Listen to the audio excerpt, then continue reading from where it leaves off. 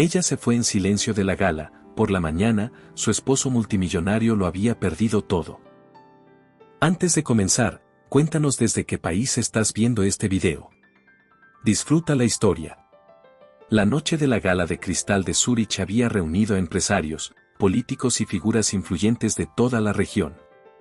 Las luces del Museo Helvético de Arte y Cultura brillaban en cada rincón y el ambiente parecía sostenerse sobre conversaciones elegantes, críticas discretas y copas de vino demasiado costosas.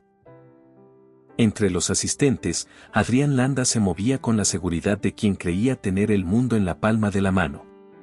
A su lado, Marina Sorel caminaba con una serenidad calculada, como si flotara entre la multitud sin realmente pertenecer a ella. Adrián sonreía para las cámaras sin un solo desajuste en su postura. Era el director general de Landatech, compañía dedicada al manejo y procesamiento de datos con contratos importantes del Ministerio de Defensa. Para muchos, su presencia representaba poder y estabilidad. Esa noche llevaba a Marina del brazo, como siempre. «Sonríe un poco», murmuró Adrián sin perder su gesto público. «No queremos que parezca que estás aburrida». Marina apenas inclinó la cabeza. «La luz es intensa», respondió con voz baja, manteniendo la mirada hacia adelante. «Es una gala, Marina». «La luz forma parte del espectáculo», contestó Adrián, ajustando la fuerza con la que sostenía su brazo. No lo hacía para lastimarla, sino para recordarle quién marcaba el ritmo. Las fotografías continuaron, las preguntas de algunos reporteros se mezclaban con el murmullo general, y Marina se limitaba a acompañarlo. Esa era la rutina, una imagen impecable que no admitía fallas. Sin embargo, cualquiera que se fijara con atención habría notado que ella parecía estar contando los minutos. A las 10:45, el sonido de una copa golpeando suavemente contra el cristal anunció el inicio de los discursos. Adrián subió al estrado con paso firme, seguro de que el público estaba dispuesto a escuchar cada palabra sobre su nuevo proyecto humanitario, un intento de mejorar su imagen corporativa. Mientras él hablaba, Marina se mantuvo unos metros atrás, en una zona semioscura del museo. Observaba sin emoción, sin distracción, sin juicio visible. Un camarero pasó entre los invitados con una bandeja vacía. Marina lo miró de forma apenas perceptible. El hombre respondió con un gesto tan pequeño que cualquiera lo habría confundido con un movimiento involuntario. Después se dirigió hacia una salida lateral. A las 10:58, Adrián mencionó el nombre de Marina en su discurso, señalando hacia el sitio donde ella debía estar. «Y a mi esposa, Marina, quien siempre ha sido mi apoyo». Pero ese lugar estaba vacío. Un murmullo inquieto recorrió al público. Adrián tardó apenas un segundo en recomponer el gesto. Parece que se retiró un momento.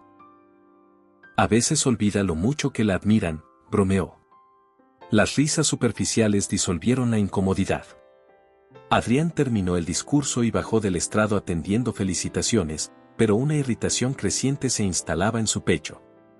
Marina conocía las reglas: estar presente, sonreír, servir como pieza clave en su fachada perfecta. A las 11:15, revisó su reloj. Ya era demasiado tiempo. Hizo una seña a su jefe de seguridad. «Ricardo», dijo sin alterar el tono, «búscala. Dile que si se siente mal nos iremos, pero que debe salir. Ahora». Ricardo Mena asintió y se alejó de inmediato. Mientras tanto Adrián continuó hablando con algunos asistentes, aunque su mirada buscaba discretamente algún indicio de Marina. 5 minutos después, Ricardo volvió con el rostro tenso. «No está en los baños, ni en la terraza. Revisamos las salidas y las cámaras del ala este». «¿Qué pasa con las cámaras?», preguntó Adrián, sintiendo una punzada de alarma. «El registro está repetido. Hay 10 minutos de imagen duplicada, como si el sistema hubiera sido intervenido». Adrián dejó de fingir tranquilidad. Su respiración se volvió más rápida. «Consigue el auto. Nos vamos ya». Abandonaron el museo entre miradas confundidas. Afuera, la avenida Alpina estaba llena de automóviles de lujo y fotógrafos que trataban de captar su salida apresurada. Ya dentro del vehículo, Adrián abrió la aplicación que usaba para rastrear el teléfono de Marina. Aquel control nunca había estado sujeto a negociación. No había señal. Intentó llamarla. La operadora respondió que el número ya no estaba en servicio. No apagado. No fuera de cobertura. El número ya no existía. Adrián sintió un escalofrío que le recorrió la espalda. No pensó primero en su bienestar, pensó en la imagen pública, en lo que significaría una desaparición repentina. En que alguien podría interpretar aquello como debilidad, o peor, como un escándalo. Llévame a la torre Landatech, ordenó al conductor. Ricardo lo miró con duda. ¿No sería mejor ir a casa o avisar a la policía? No. No hasta saber qué está pasando. El auto aceleró por la avenida iluminada. Adrián creía que estaba reaccionando con rapidez, pero no comprendía que lo que ocurría ya no estaba bajo su control. Marina no estaba perdida. No estaba escondida por error. Lo que había hecho formaba parte de algo preparado durante años. Y él, que se consideraba dueño de cada pieza de su vida, no podía ver que acababa de cruzar el punto de no retorno. La torre Landatech se alzaba oscura y brillante cuando llegaron. Eran casi las 11:55 y el personal nocturno no esperaba verlo aparecer con el traje aún impecable pero la mirada desencajada. Subió directamente al piso más alto, empujando la puerta de su oficina. Laura, desbloquea el terminal maestro, ordenó a su asistente, que estaba trabajando pese a la hora. ¿Pasó algo, señor?, preguntó ella, preocupada. Solo hazlo. Se sentó frente al computador decidido a activar un sistema interno capaz de rastrear a cualquier persona en la ciudad mediante cámaras públicas y privadas. Tenía prohibido usarlo sin autorización, pero eso nunca lo detuvo antes. Ingresó su clave. Acceso denegado. Probó de nuevo. Acceso denegado. Firma biométrica no coincide. El dolor en su pecho se volvió real. Laura, ¿qué está pasando? Ella revisó los registros desde su tableta. Señor. Su acceso fue retirado hace 30 minutos. ¿Retirado por quién?, preguntó Adrián con voz baja y peligrosa. No tuvo respuesta, porque alguien habló desde la entrada de la oficina. Ya no eres el administrador, dijo Ernesto Rigo, su director financiero, entrando con un folder en la mano. Adrián lo miró sin comprender. Ernesto, si esto es una broma. No lo es, respondió el hombre, con una serenidad inquietante. Marina vino a verme hace meses. Y así, con aquella simple frase, la estructura de control que Adrián había construido comenzó a romperse de manera irreversible. Adrián sintió que el aire a su alrededor se volvía pesado. Ernesto Rigo, siempre nervioso y servicial, parecía ahora otra persona, alguien que había dejado atrás el temor habitual. Sostenía el folder con fuerza, como si ese objeto fuera una barrera entre ambos. Marina no tiene idea de finanzas, Ernesto. Ni siquiera entiende cómo funcionan las cuentas básicas, dijo Adrián, intentando que su voz recuperara firmeza. Te equivocas, respondió Ernesto, avanzando un poco más. Ella sabía exactamente de qué hablaba. Fue muy clara cuando me pidió acceso a los reportes internos, a las estructuras de las subsidiarias y, sobre todo, a las compañías pantalla que creaste fuera del país. Adrián se levantó con brusquedad, tirando su silla atrás. Estás despedido. No puedes despedirme, contestó Ernesto, sin inmutarse. A medianoche, Landatech se declaró en emergencia financiera. La solicitud ya está registrada en la corte. Y tú, Adrián, ya no eres el dueño de nada. Las palabras cayeron como piedras, una tras otra, sin posibilidad de esquivarlas. No sabes lo que dices, replicó Adrián. Tenemos miles de millones en liquidez. Ernesto negó con un gesto lento. Teníamos. A las 11:15, justo cuando Marina abandonó la gala, el sistema procesó varias transferencias que solo podían activarse con tus códigos. Movieron el dinero a miles de cuentas distintas. Es irreversible. Ya es demasiado tarde. Adrián sintió un zumbido en los oídos. Yo no autoricé nada. El sistema cree que sí, explicó Ernesto, abriendo el folder y dejándolo sobre el escritorio. Reconoció tu voz, tu registro ocular y tu firma biométrica. Todo coincide. Es como si tú mismo lo hubieras aprobado. Adrián sabía que algo así no podía ocurrir por accidente. Ese reconocimiento tan detallado solo podía replicarse con acceso íntimo, prolongado, casi cotidiano. Entonces lo comprendió. Marina llevaba años conviviendo con él, escuchando, observando, tocando sus manos, viéndolo trabajar. Había tenido acceso a todo. Cada gesto, cada hábito, cada clave. ¿Dónde está ella?, preguntó Adrián. Eso deberías decirnos tú, respondió Ernesto. Pero te dejó algo. Señaló la pantalla del computador. Adrián, sin quitar los ojos de su director financiero, abrió su correo personal. Le temblaban los dedos. Había un solo mensaje. Asunto, jaque mate. Adrián lo abrió. El video comenzó de inmediato. Marina aparecía sentada en lo que parecía ser una habitación sencilla. Su cabello estaba recogido y su rostro mostraba una serenidad extraña, casi inquietante. Si estás viendo esto, decía ella, ya estoy fuera de Suiza. No voy a regresar. No es por el dinero, ni por lo que hiciste con tantas personas. Es por Daniel. Tú sabes la verdad. Adrián sintió como su estómago se cerraba. Daniel Sorel. Su cuñado. El hombre que había acusado su empresa de fabricar un componente defectuoso que podía fallar en pleno funcionamiento. La misma persona que, de forma trágica, había muerto meses después. Marina había llorado por él durante semanas. Adrián había fingido consolarla. Creíste que podías borrar su muerte como borras cualquier escándalo, continuó Marina. Pero yo no lo olvidé. Y no lo perdoné. El video seguía, pero Adrián apenas pudo escucharlo. Su mente retrocedió al momento en que Daniel lo enfrentó en su oficina, cuando aseguró que no permitiría que Landatech camuflara un error que podría costar vidas. Adrián lo había considerado una amenaza. Y las amenazas, en su mundo, no se dejaban sin resolver.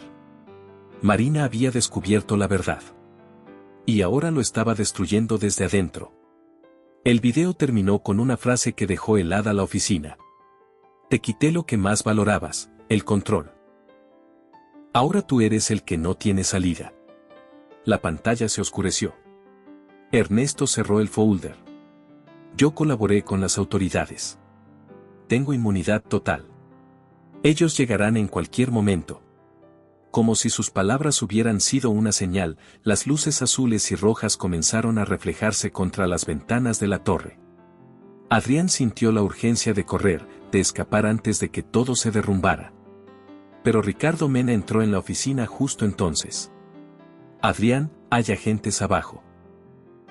No creo que podamos salir. Su jefe de seguridad, siempre firme, tenía ahora la expresión de un hombre derrotado. Adrián buscó una salida, pero la oficina parecía achicarse a cada segundo. Esto no termina aquí, dijo Adrián, mirando a Ernesto.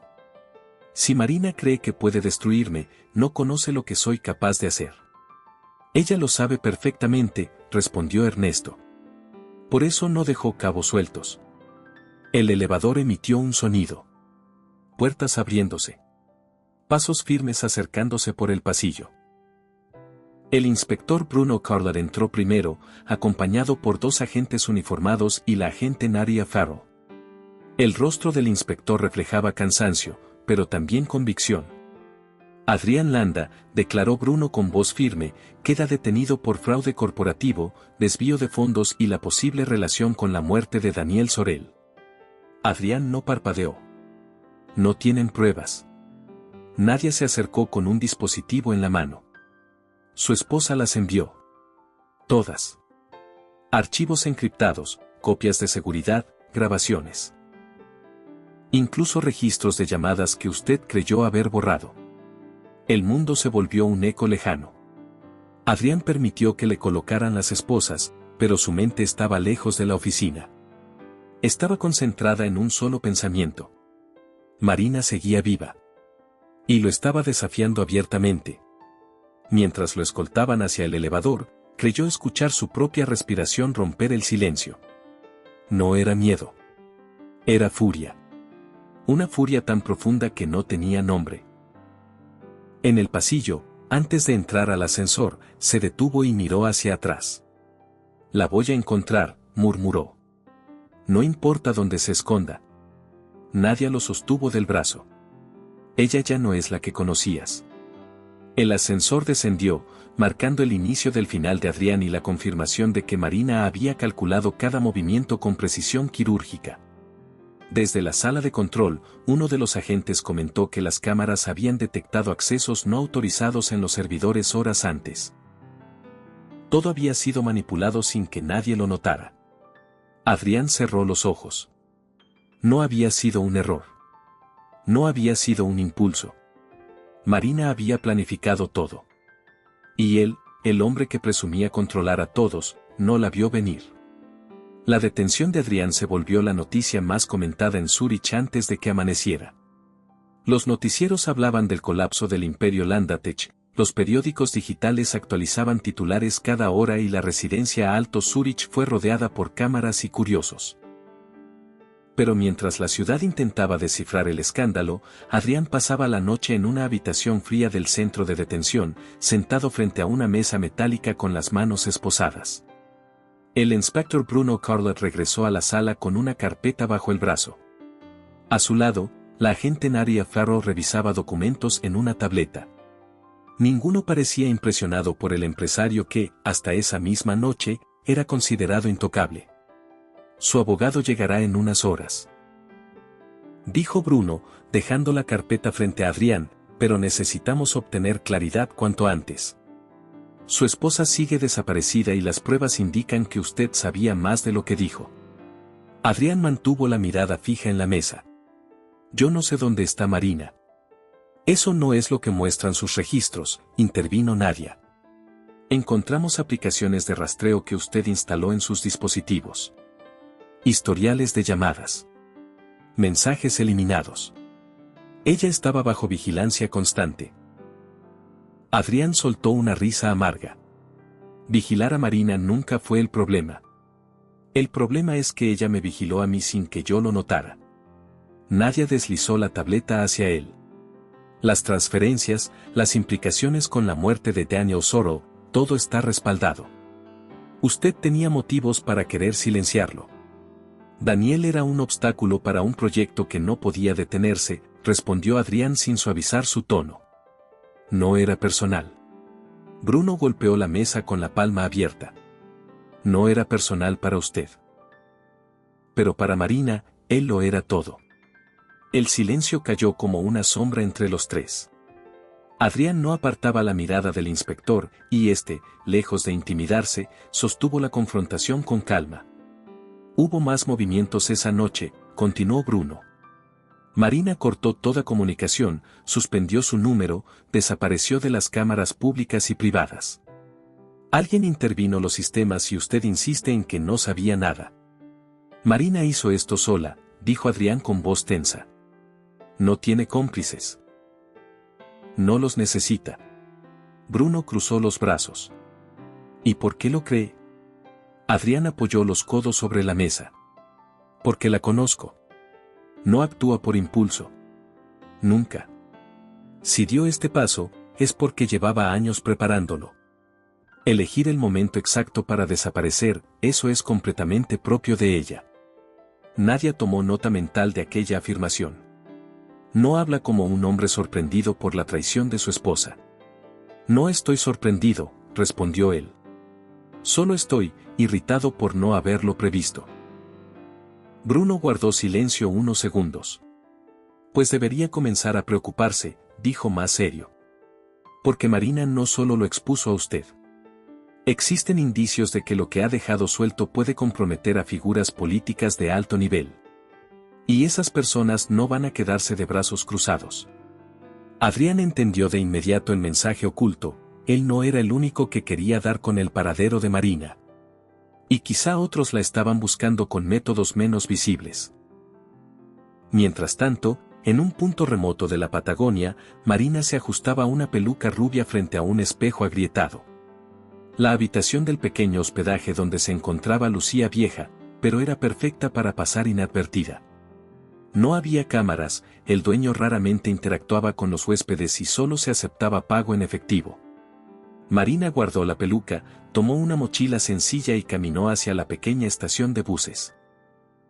Las montañas al fondo estaban cubiertas por nubes pesadas y el viento gélido golpeaba su rostro. Allí nadie sabía quién era. Nadie la miraba con curiosidad. La invisibilidad era un privilegio y, al mismo tiempo, una carga. Había conseguido llegar hasta ese lugar mediante una ruta cuidadosamente planeada, primero rumbo a un puerto del sur de Chile, luego cambiando de identidad en múltiples ocasiones. Lo había hecho sin prisa, sin dejar rastros tecnológicos, confiando solo en efectivo y documentos falsos.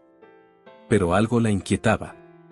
Esa mañana sintió, por primera vez en días, que alguien la observaba. En la estación, se mezcló entre los pasajeros mientras analizaba cada rostro.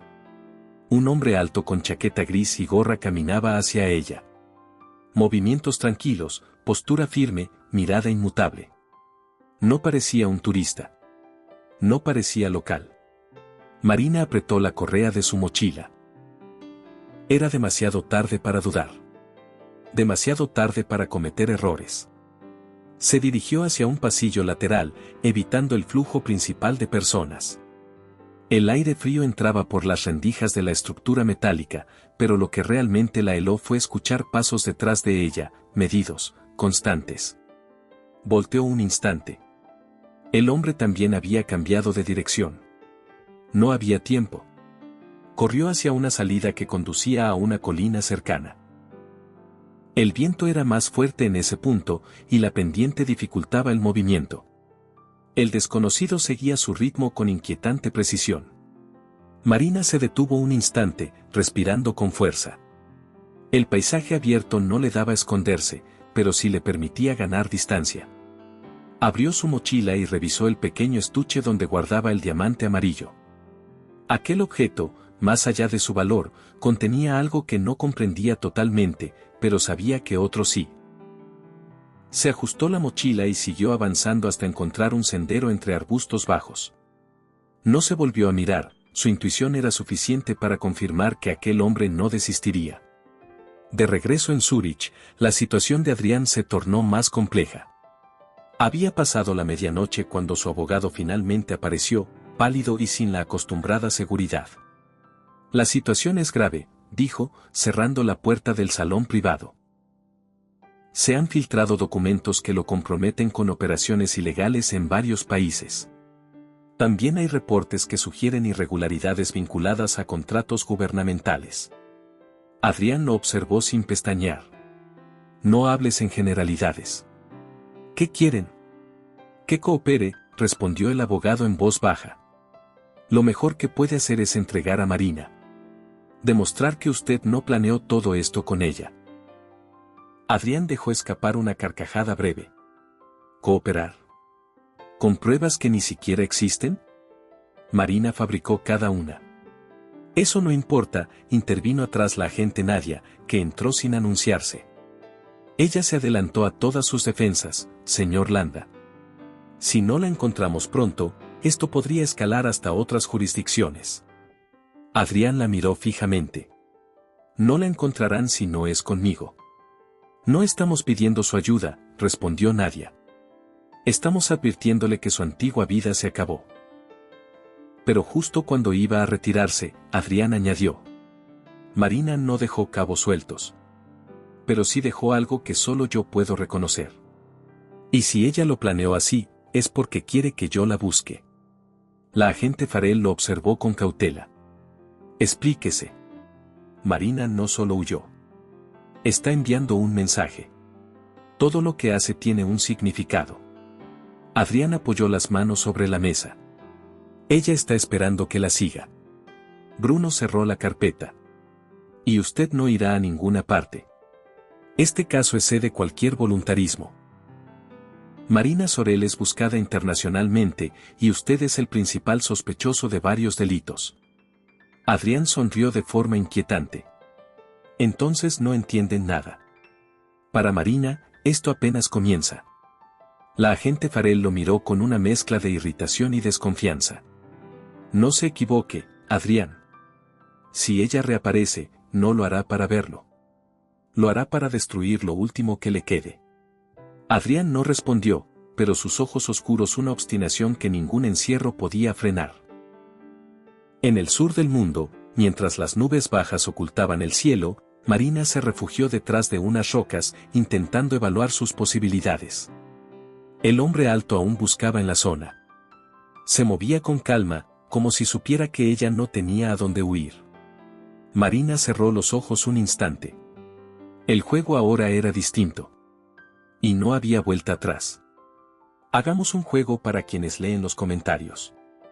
Escribe la palabra ensalada en la sección de comentarios. Solo quien llegó hasta aquí lo entenderá. Continuemos con la historia. Marina mantuvo la respiración mientras el viento helado golpeaba la ladera. El hombre de chaqueta gris avanzó con una precisión inquietante, estudiando cada rincón del terreno. Sus pasos no mostraban prisa, pero tampoco dudas. Era evidente que no era un agente común, ni un cazador improvisado. Era alguien entrenado para encontrar personas que no querían ser encontradas. Marina buscó una salida. La pendiente descendía hacia un sector rocoso que terminaba en un sendero estrecho. Si lograba llegar allí sin ser vista, podría escabullirse entre las formaciones naturales. Ajustó la correa de su mochila, mantuvo la vista hacia el suelo y comenzó a retroceder con cuidado. Un crujido la delató. Una piedra rodó cuesta abajo. El hombre se detuvo. Giró la cabeza hacia la zona donde ella estaba oculta. El silencio entre ambos pareció congelarse. Marina apretó los dientes. Quedarse inmóvil ya no serviría. Corrió. El hombre no tardó ni un segundo en reaccionar. El sonido de sus pasos aumentó detrás de ella, cada vez más cerca. Marina llegó al sendero estrecho y descendió sin mirar atrás, sintiendo cómo la adrenalina inundaba sus pulmones. Las rocas se volvían más afiladas a medida que avanzaba, y la tierra suelta dificultaba el equilibrio. Un disparo silencioso atravesó el aire. La roca a su lado explotó en fragmentos. Marina se cubrió la cabeza mientras seguía corriendo. Aquel hombre no era un perseguidor casual, tenía un silenciador y la frialdad suficiente para usarlo en un terreno abierto. No quedaba duda. Adrián no lo había enviado, ella lo sabía por instinto. Esto provenía de un lugar más profundo dentro del entramado político que había descubierto. Llegó a un pequeño borde natural donde el sendero terminaba abruptamente. Abajo había una zona inclinada cubierta de arbustos secos. Lanzarse implicaba lastimarse. No hacerlo implicaba morir. Saltó. El golpe la dejó sin aire. Rodó por el declive hasta que la vegetación amortiguó su caída. Los rasguños ardían, pero seguía viva. Se levantó como pudo y continuó corriendo hacia un grupo de construcciones precarias al fondo del valle. Allí había gente. Y donde hay gente, hay distracciones. En Zúrich, la situación comenzaba a desbordarse más allá del control de las autoridades. Los medios hablaban de filtraciones masivas de información sensible, de investigaciones que se extendían hacia funcionarios de alto nivel, y de un rompecabezas internacional en el que una mujer había desenmascarado una red de corrupción. La historia se narraba con tonos dramáticos, casi cinematográficos. Mientras tanto, en la sala de interrogatorios, Adrián escuchaba los rumores a través de fragmentos de conversaciones entre agentes. Dicen que hay documentos que comprometen a políticos de varios países. Todo está saliendo a la luz a una velocidad absurda. Nadie entiende cómo Marina obtuvo tanto acceso. Adrián cerró los ojos y respiró hondo. Marina no solo lo había traicionado. Había activado algo mucho más grande que ellos dos. Y quienes estaban perdiendo poder y dinero por su culpa no iban a quedarse quietos. El abogado de Adrián regresó con expresión de derrota. Acabo de recibir una notificación. dijo, sentándose frente a él. Se han encontrado archivos encriptados que lo vinculan directamente con operaciones que usted nunca admitió. Esto podría llevarlo a cadena perpetua. Adrián lo observó con una calma sorprendente. No son reales. Ella los fabricó o los manipuló.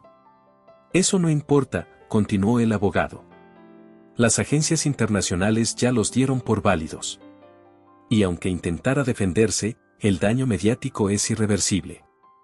La puerta se abrió. El inspector Bruno Carlat entró con paso decidido. Señor Landa, las autoridades federales quieren trasladarlo a otra instalación para continuar con la investigación. Tendrá que prepararse. ¿Creen que van a encerrarme para siempre?, preguntó Adrián con voz firme. Marina sabe que no terminará tan fácilmente. Ella sabe que voy a buscarla. Y usted debería saber que ella tampoco está segura. Bruno entrecerró los ojos. ¿Está insinuando que alguien podría estar persiguiéndola? Adrián se inclinó hacia adelante. No estoy insinuando nada. Solo digo que Marina tocó intereses que no toleran la exposición. Si piensan que soy su enemigo, no conocen a los otros. Un silencio incómodo llenó la habitación.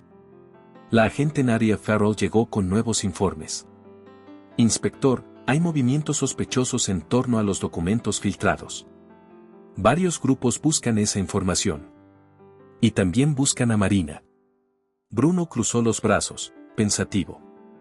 Entonces debemos encontrarla antes que ellos. Adrián sonrió levemente. Les será imposible. Marina planeó esto durante años. No comete errores. Todos cometen errores, respondió Nadia. No ella, insistió Adrián.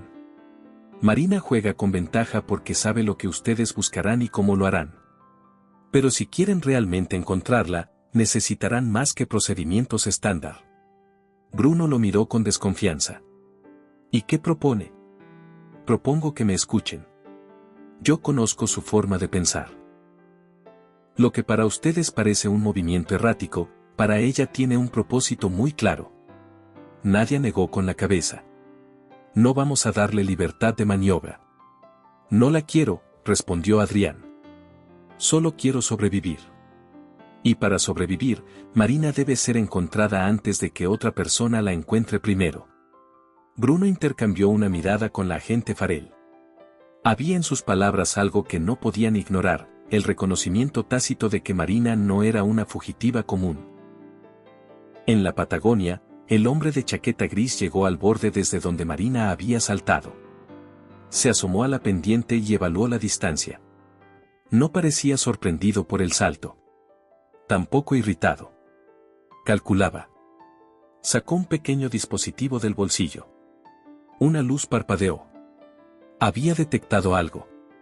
No dijo una sola palabra. Avanzó por el camino alterno, con una paciencia terrible, como si supiera exactamente hacia dónde se dirigía su objetivo. Marina llegó a las pequeñas construcciones. Eran talleres mecánicos, puestos de venta y una cafetería improvisada, todo conectado por calles de tierra.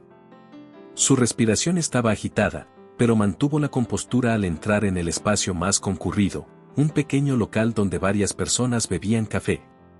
Nadie la reconoció. Nadie la miró con sospecha. Pero eso no significaba que estuviera a salvo. Tomó asiento cerca de una ventana. Observó hacia afuera, aunque no podía ver al hombre. Ese silencio era peor que verlo. Significaba que él estaba eligiendo su siguiente movimiento con precisión. Tenía que decidir qué hacer con el diamante. Lo sacó discretamente del estuche y lo observó bajo la luz tenue del local. La piedra brilló de forma irregular, casi inquietante. En su interior, a través de un ángulo exacto, se alcanzaban a distinguir patrones microscópicos. No era solo una joya. Era un contenedor. Un contenedor que valía más que cualquier fortuna, porque lo que guardaba no era dinero, sino acceso. Acceso a sistemas que ella no terminaba de comprender, pero sabía que quienes estaban detrás de Adrián sí. Y esos hombres mandarían a cazadores. El hombre de chaqueta gris no era el primero. No sería el último. Una mujer sentada en la mesa de enfrente la observó un instante. Marina cerró el estuche con cuidado y lo guardó. Tenía que seguir moviéndose. Tenía que sobrevivir lo suficiente para decidir si destruir ese objeto o usarlo. Pero antes de levantarse, sintió un cambio en el ambiente. No era un ruido. No era una mirada específica. Era intuición pura. El cazador estaba cerca. Marina respiró hondo. La partida continuaba. Y ella no iba a perder. El ambiente dentro de la pequeña cafetería era cálido, pero para Marina cada segundo se sentía como una cuerda tensándose alrededor de su pecho. Había aprendido a confiar en su intuición incluso antes de comenzar su plan contra Adrián. Sabía que el cuerpo reaccionaba antes que la mente cuando el peligro se acercaba. Y ahora lo sentía. El cazador estaba demasiado cerca. No podía permanecer sentada. Tampoco podía huir de nuevo sin pensar. Salió del local manteniendo la mirada baja, entremezclándose con un grupo de turistas que pasaban por la calle. Sus pasos parecían normales, pero su respiración estaba acelerada. Caminó hacia un mercado improvisado, donde la multitud le daría al menos unos segundos de protección. Desde un punto elevado, el hombre de chaqueta gris, Kranz, la observaba. No necesitaba correr. No necesitaba llamar la atención. Su misión no era atraparla enseguida, sino obtener lo que llevaba. Y por la forma en que ella protegía su mochila, sabía exactamente qué era. Marina avanzó por el mercado y dobló por una calle lateral. No debía quedarse en lugares abiertos. Mientras cruzaba hacia un callejón más angosto, revisó mentalmente sus opciones. Había usado solo dinero en efectivo, documentos sin rastreo, rutas improvisadas, pero aún así él la había encontrado. Eso solo significaba que la información que llevaba el diamante era mucho más valiosa de lo que había imaginado. De pronto, un ruido detrás de ella la obligó a girar. Una moto pasó por la calle principal, pero no era eso. Era la sensación de que alguien imitaba sus tiempos, sus movimientos. No puedo seguir huyendo así, susurró para sí misma. Se adentró en un pasillo donde las paredes eran de madera envejecida. El olor a humedad y tierra era fuerte. Tomó la primera puerta que encontró abierta. Una bodega usada para almacenar cajas. Entró rápido y cerró sin hacer ruido. Respiró. Contó hasta 5. Se acercó a una ventana pequeña y miró hacia afuera.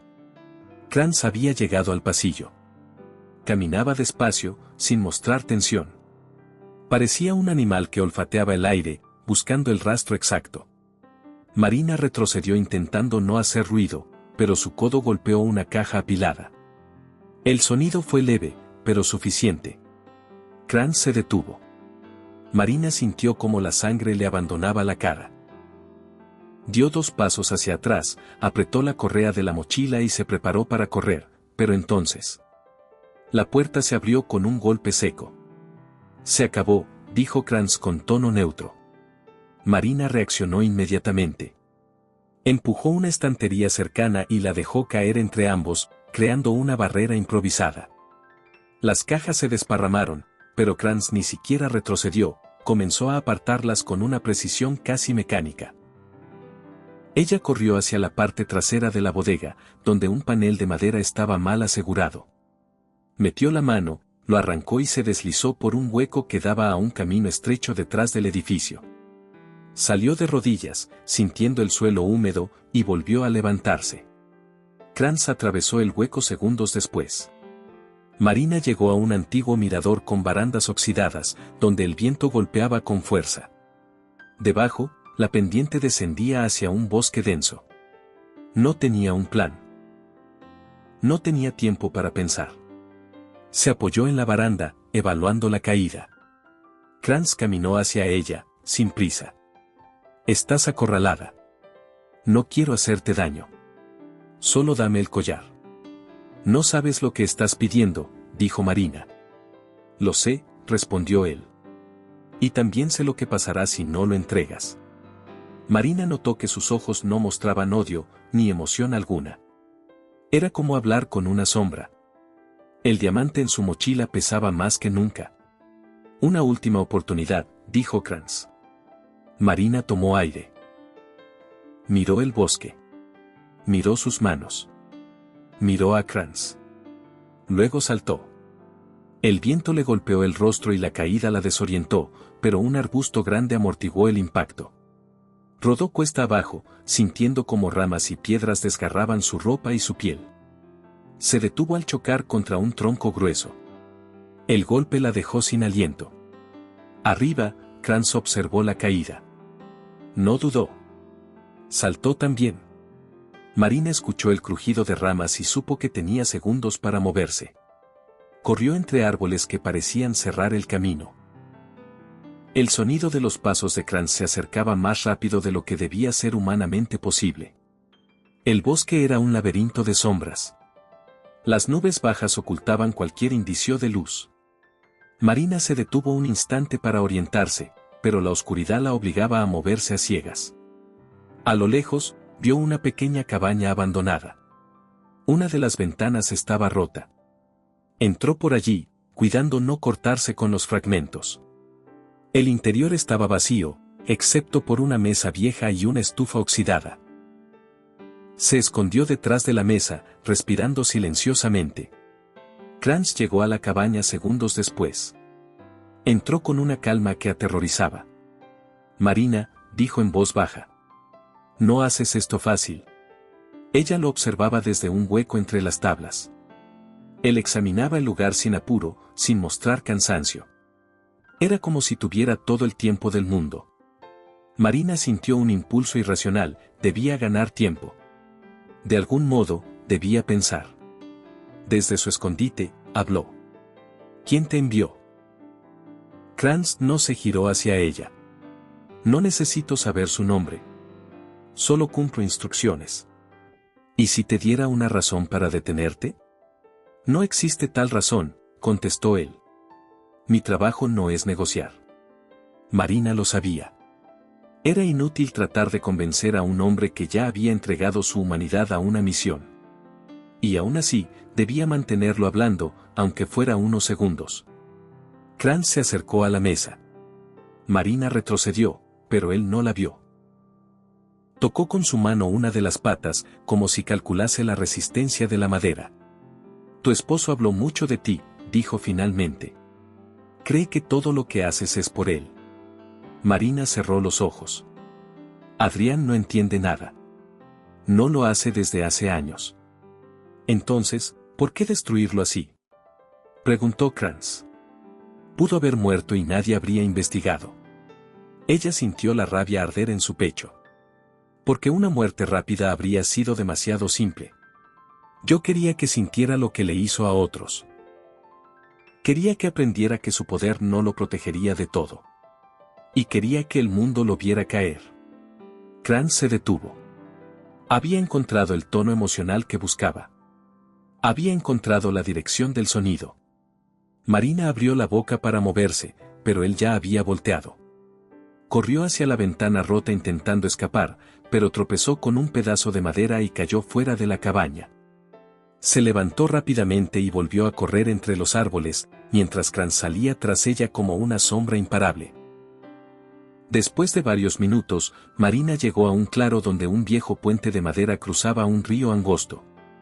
El agua golpeaba las rocas con fuerza. La estructura parecía frágil, deteriorada. Pero no había alternativa. Marina cruzó. La madera crujía con cada paso. Cuando llegó al otro lado, se giró. Kranz estaba a mitad del puente. Una idea desesperada surgió en su mente. Tomó una roca afilada del suelo y golpeó una de las cuerdas viejas que sostenían el puente. La cuerda se tensó, se desgastó. Pero no cedió. Kranz avanzó un paso más. Marina golpeó de nuevo. La cuerda comenzó a deshilacharse. Un tercer golpe. La cuerda se partió. El puente se inclinó bruscamente, lanzando a Kranz hacia el vacío. El impacto del agua contra su cuerpo resonó en todo el claro. Marina, temblorosa, vio cómo la corriente se lo llevaba río abajo. No sabía si estaba muerto. No sabía si volvería.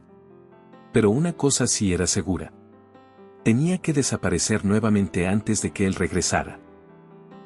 En Zúrich, el fiscal encargado del caso recibió un paquete anónimo. Dentro había un pendrive con archivos que detallaban operaciones encubiertas ligadas a figuras políticas.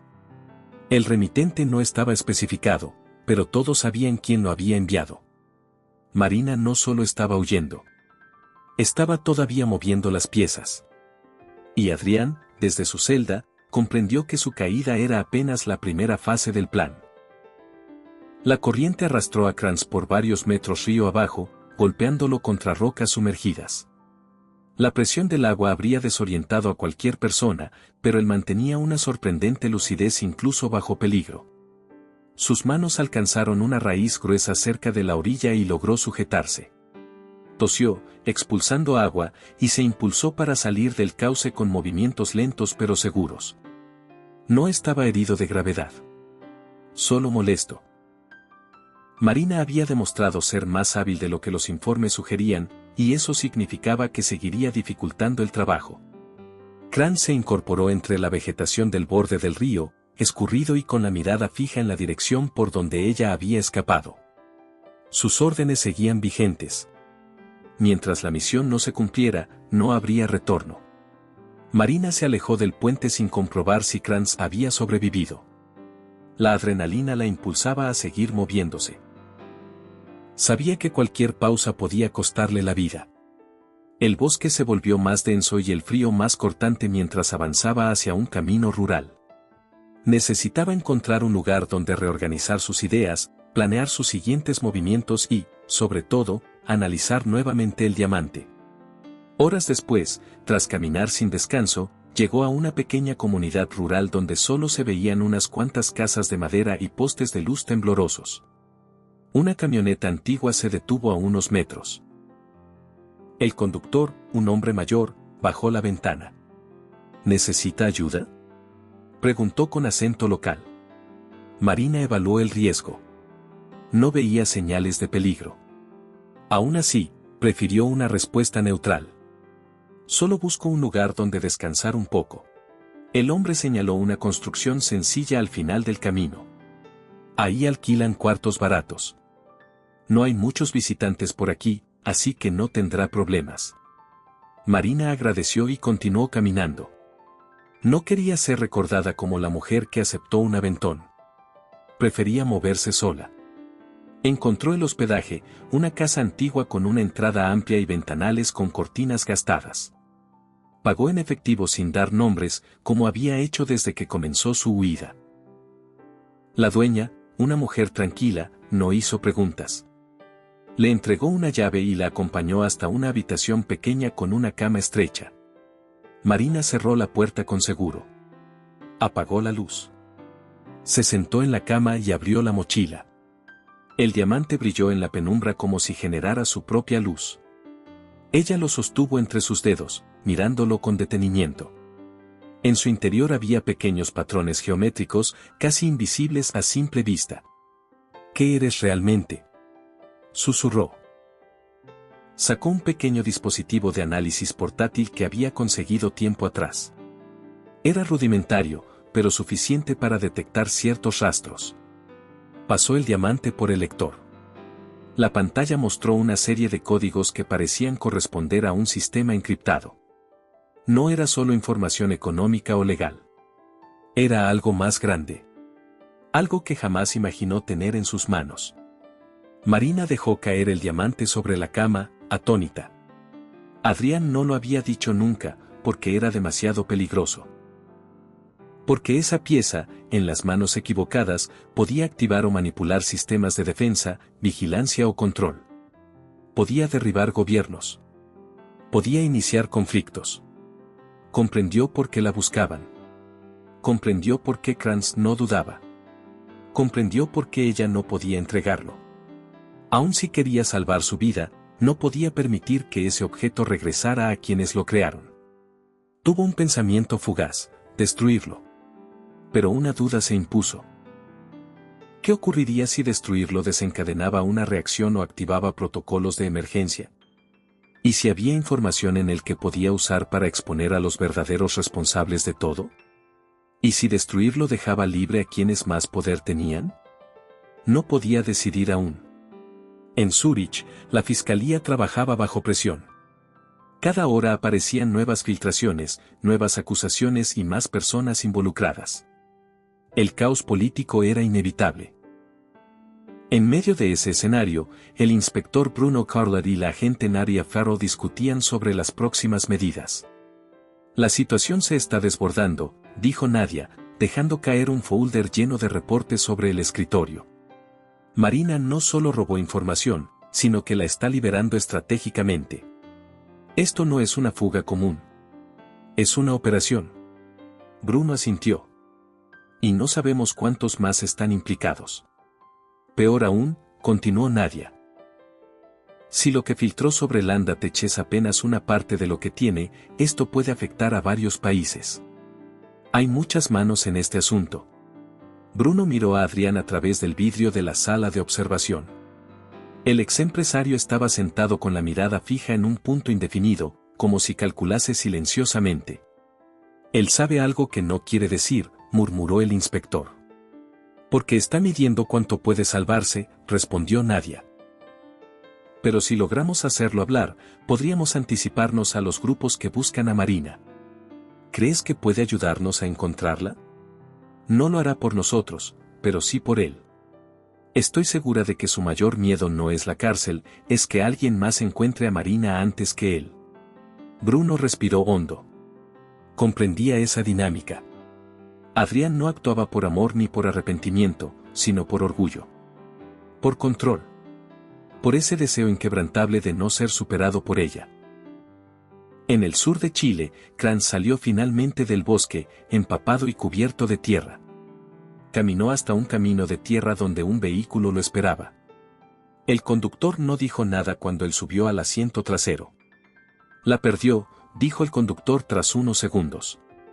La encontraré, respondió Kranz secándose la sangre del labio. El conductor encendió el motor. Nuestros empleadores no aceptarán otro fallo. No fallaré, dijo Kranz con tono helado. Ella tiene algo que no puede desaparecer. Y donde sea que vaya, dejará un rastro. Lo seguirá sin saberlo. Mientras el vehículo avanzaba por el camino rural, Kranz sacó un pequeño dispositivo. En la pantalla apareció una señal tenue, casi imperceptible, pero real. El diamante emitía un patrón único. Un rastro microscópico. Y aunque fuera débil, él sabría descifrarlo. Marina no logró dormir. Cada vez que cerraba los ojos, veía diferentes escenarios posibles, Adrián escapando, Kranz regresando, agentes armados irrumpiendo en el hospedaje. Su respiración se aceleraba con cada uno de esos pensamientos. Al amanecer, tomó la decisión de no quedarse un día más en aquel lugar. Guardó el diamante en un compartimento oculto, se vistió con ropa más discreta y abandonó el hospedaje sin ser vista. Caminó hasta un mercado cercano donde varias personas se preparaban para un día de trabajo. Allí se mezcló con el bullicio. Su objetivo era claro.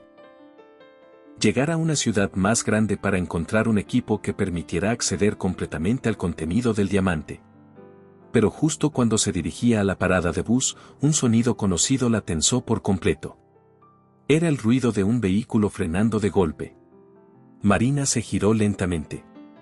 Un auto oscuro se detuvo a pocos metros. La puerta trasera se abrió. Un hombre alto, de traje oscuro, bajó del vehículo. Ella lo reconoció de inmediato. No por su rostro, sino por lo que representaba. No era un mercenario, ni un agente de seguridad. Su postura, su actitud, era un emisario. Y cuando un emisario te encuentra, significa que alguien más poderoso está dando órdenes. Marina sabía que este encuentro no era casual. Sabía que su tiempo se acortaba. El hombre la observó con seriedad. Señora Sorel, necesitamos hablar. Marina dio un paso atrás. No tengo nada que decirles. Nosotros sí, respondió él. Y si quiere seguir con vida, tendrá que escucharnos. Marina sintió un frío distinto al del viento. Sabía que ese momento llegaría. Pero no imaginó que sería tan pronto. Otra broma para quienes solo revisan la caja de comentarios. Escriban la palabra zanahoria. Los que llegaron hasta aquí entenderán el chiste. Continuemos con la historia. Marina retrocedió un paso mientras evaluaba al hombre que había descendido del auto oscuro. No tenía la rigidez militar de Kranz ni la desesperación de un funcionario corrupto intentando encubrir su caída. Era distinto. Su presencia sugería que pertenecía a un grupo capaz de moverse sin dejar rastro, sin uniforme, sin símbolo alguno. Ese tipo de hombres no buscaban negociar. Buscaban poseer. No voy a acercarme, advirtió Marina, manteniendo el peso de su cuerpo listo para correr. No ha entendido, respondió él. No vengo a detenerla. Vengo a impedir que cometa un error irreversible. Marina frunció el ceño. ¿Qué error? El hombre miró alrededor, asegurándose de que nadie pudiera escucharlos. El objeto que lleva. No es un simple archivo. No son solo códigos. Es un núcleo de acceso directo. Diseñado para activar y desactivar sistemas a escala nacional. Usted cree que lo está controlando, pero en realidad no sabe qué mecanismos podría liberar. Marina sintió un escalofrío. Sé suficiente como para mantenerlo lejos de quienes lo crearon. Ese no es el problema, continuó él. El problema es que existen facciones enteras intentando obtenerlo. No buscan justicia, ni equilibrio. Buscan poder. Y si usted sigue moviéndose sin apoyo, cada vez estará más expuesta. Marina dio otro paso hacia atrás. No busco apoyo. Busco desaparecer. El hombre negó lentamente. Desaparecer ya no es una opción para usted. No después de lo que desencadenó. Si pretende sobrevivir, necesitará aliados, o al menos, información que no posee. Si se acerca un paso más, gritaré, advirtió Marina, aunque sabía que en aquel lugar nadie correría a ayudarla. No voy a obligarla a acompañarme. Respondió él, alzando ligeramente las manos. Pero escuche esto antes de decidir, el hombre que la perseguía no era el único enviado. Él solo fue el primero. Los siguientes no fallarán. Marina sintió que el aire se volvía más pesado. ¿Quiénes son ustedes?, preguntó ella. Somos quienes intentamos evitar que este desastre se convierta en una catástrofe mundial, respondió el hombre. Entendemos que usted quiere justicia, que quiere exponer la verdad. Pero si no actúa con precisión, podría provocar algo mucho peor de lo que Adrián jamás habría imaginado. Marina permaneció inmóvil, pero su mente era un torbellino. El hombre señaló la puerta abierta del vehículo. Si decide venir, no se le hará daño. Si decide irse, no volveré a buscarla. Pero no puedo asegurar que otros hagan lo mismo. Se produjo un silencio profundo. El viento movió las ramas cercanas, y por un instante Marina deseó tener consigo alguna certeza. Pero su vida se había convertido en una sucesión de decisiones desesperadas. No voy a entrar en ese auto, dijo finalmente. Pero sí escucharé lo que tengan que decirme, más adelante. Mandaré un mensaje cuando yo lo decida. El hombre respiró hondo, como si esa respuesta fuera aceptable. Entonces asegúrese de mantenerse con vida hasta ese momento. Subió al auto y la puerta se cerró sin prisa. La camioneta avanzó por el camino sin acelerar, como si supiera que no era necesario perseguirla. La encontrarían cuando ellos quisieran. Marina permaneció allí, inmóvil, observando cómo el vehículo se alejaba entre la neblina. En cuanto desapareció, una sensación amarga la recorrió. No era miedo. Era claridad. Había entrado en una guerra que no era suya, pero en la que ya no podía rendirse. En Zúrich, la residencia Alto Zúrich estaba vacía por primera vez desde que Adrián la habitaba. Los agentes habían recogido documentos, aparatos electrónicos y cualquier objeto que pudiera servir como evidencia. El eco en el pasillo principal era frío, distante, como si el lugar ya no perteneciera a nadie. En la prisión temporal donde Adrián estaba recluido, la tensión aumentaba con cada noticia que emergía. Informes oficiales señalaban que los contratos secretos que Landatech mantenía eran más comprometedores de lo esperado. Varias autoridades comenzaron a negar vínculos con él y a señalarlo como el único responsable. Pero Adrián sabía que no era así.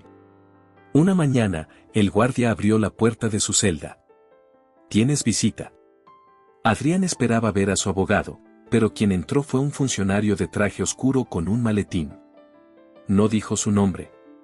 Simplemente se sentó frente a él. «Señor Landa, ha causado un problema considerable. Sus filtraciones comprometieron acuerdos internacionales que no debieron salir a la luz». Adrián arqueó una ceja. «Yo no filtré nada. Eso es irrelevante ahora. Lo importante es que aún puede ser útil o un obstáculo». Adrián comprendió entonces lo que aquel hombre representaba. No era fiscal, ni policía, ni intermediario. Era parte de quienes querían encontrar el diamante. «Marina lo tiene», dijo Adrián sin rodeos. «No lo entregará. No confía en nadie. Y no planea hacerlo». «Sabemos que ella está expuesta», respondió el funcionario. «Y sabemos que usted entiende mejor que nadie su manera de actuar. Por eso estamos aquí». Adrián se recostó en la silla. «¿Entonces necesitan mi ayuda?». «Necesitamos su cooperación para evitar que la situación empeore». Adrián sonrió. Era la primera vez en días que sentía recuperar algo de control. «Cooperaré, si ustedes me dan algo a cambio». El funcionario no se sorprendió. «¿Qué quiere?». Adrián no dudó. «Protección. Y acceso a cierta información. Será evaluado», respondió el hombre, levantándose. «También quiero saber quién la está persiguiendo», añadió Adrián. «Porque ella no caerá fácilmente, y ustedes lo saben». El funcionario no respondió. Simplemente salió de la sala. Pero Adrián tenía claro que su petición sería considerada. Porque nadie allí tenía más motivación para encontrar a Marina que él mismo. En una cafetería rural de la Patagonia, Marina compró un mapa físico de carreteras. Necesitaba planear su desplazamiento sin depender de tecnología. Dobló el mapa y lo guardó junto al diamante en el compartimento oculto de su mochila. Ese objeto, esa pieza que creía solo un símbolo de su pasado con Adrián, era ahora algo que podía alterar el futuro de muchas personas. Y, paradójicamente, era también la única arma que tenía para protegerse. Caminó hacia la terminal de buses sin mirar atrás. Sabía que el hombre del auto volvería a buscarla. Sabía que Kranz no se daría por vencido. Y sabía, sobre todo, que Adrián no permanecería tranquilo mientras ella siguiera libre. Pero ella no había llegado hasta ese punto para detenerse. No después